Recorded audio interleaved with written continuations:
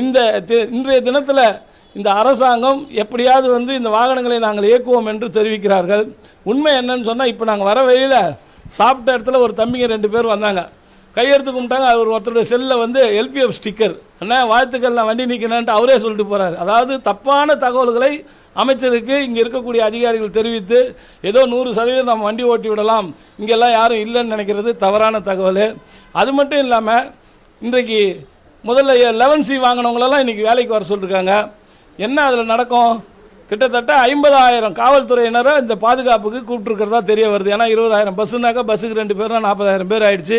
Bus ஸ்டாண்டில் அங்கே இங்கேன்னு சொல்லி கிட்டத்தட்ட ஒரு 50,000 காவல்துறையினர் இந்த பணிக்கு வருவாங்க.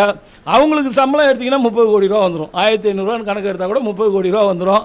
அதுக்கப்புறம் புதுசாக வர டிரைவர்களுக்கு சம்பளம் தரணும். அதில் அவங்க வண்டி ஒழுங்காக ஓட்டுவாங்களா? கார் ஓட்டினவங்களாம் பஸ்ஸை கொடுத்தினா எங்கன்னா இடித்து 4 பேரை காலி பண்ணால் அவங்களுக்கு 10 லட்சம் நஷ்டஈடு கொடுக்கணும். இதையெல்லாம் அரசு கவனத்தில் கொண்டு தொடர்ச்சியாக எந்த இடைஞ்சலும் இல்லாத தொழிலாளர்கள் பணி செய்வதற்கும் மக்கள் வந்து பொங்கலை சிறப்பாக கொண்டாடுவதற்கும் குறைந்தபட்ச தொகையான இந்த ஒரு 70 கோடி ரூபாயை அரசு உடனடியாக ஒதுக்கீடு செய்து இவருக்கு வழங்குவதாக அறிவித்தால் நாங்கள் இந்த நிமிஷம் கூட நாங்களும் எங்களோடு இணைந்து இப்போது போராட்டத்தில் கலந்திருக்கிற CIT யூனியன் மற்ற அனைத்து தொழிற்சங்கங்களும் ஒருங்கிணைந்து ஒரு அறிவிப்பை வெளியிட வசதியாக இருக்கும் என்பதை இந்த தொலைக்காட்சி வாயிலாக மீண்டும் அரசுக்கு நாங்கள் கோரிக்கை வைக்கின்றோம். அதுதான் சார் இப்போ நான் சொன்னது, தவறான தகவல்களை அரசும் அதிகாரிகள் அரசுக்கு தெரிவிக்கிறாங்க. எப்படி ஓடும்?